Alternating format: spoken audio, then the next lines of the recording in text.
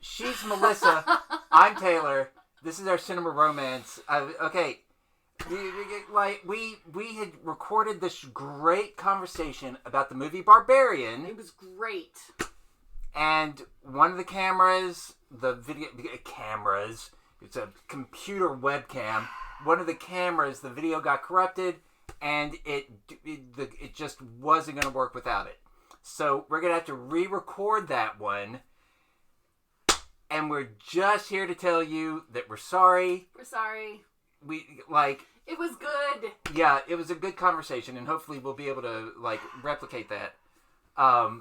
One thing, it was a very long conversation.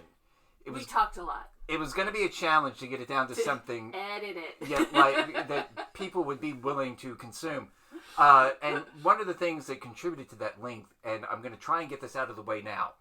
I talked about broadly speaking, in my mind, there are three kinds of horror movies. There are the horror movies that just about anybody can watch. If you like horror, if you're okay with things that are going to be probably scary, maybe a little gory, you can watch this movie. That would include, it's most horror movies. Things, recent examples like Black Phone, Boogeyman, most people get, there's no, okay. At the other end of the scale are movies that most people should probably never watch. No.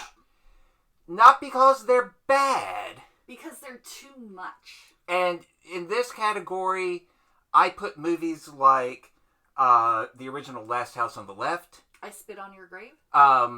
Except I Spit on Your Grave doesn't really have a lot to recommend it outside of the shock value. Yeah. I'm thinking specifically about movies that people will hear this is a classic. This is one of the horror genre's greatest achievements. And you still don't want to watch it. The original Inside, the French language version, Audition would be another one of these. Martyrs, another French movie. I've seen some of these movies. I've seen parts of others, and there are some that, as much of a horror fan as I am, I absolutely will not watch. And then there are movies in between. And Barbarian is one of these movies. If you are a horror fan,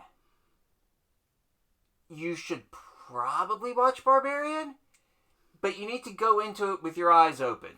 We will talk a lot more about it when we actually get to film our video again. But Barbarian is awesome. Maybe this week, before you can watch us talk about it, you'll get a chance to see it, and then come and watch us talk about it.